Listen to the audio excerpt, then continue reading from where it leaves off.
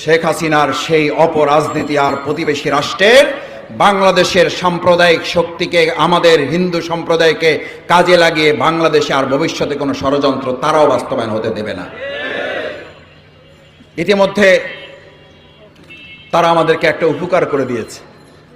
2024 সালের জুলাই আগস্টের গণ অভ্যুত্থানের মাধ্যমে যে জাতীয় ঐক্য তৈরি হয়েছিল, সেপ্টেম্বর, অক্টোবর, নভেম্বর, ডিসেম্বরে এসে পা রেখে কিছু ছোটখাটো চির ধরলেও তাদের চক্রান্ত ষড়যন্ত্রের কারণে ইতিমধ্যে আমাদের সেই চিরগুলো দূর হয়ে আরেকটা বৃহৎ সীসাডালা প্রাচীরের ঐক্য তৈরি করে দিয়েছে তারা।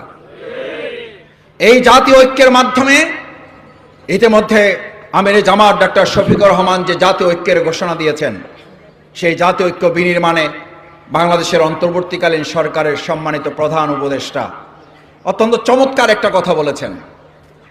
জাতির সামনে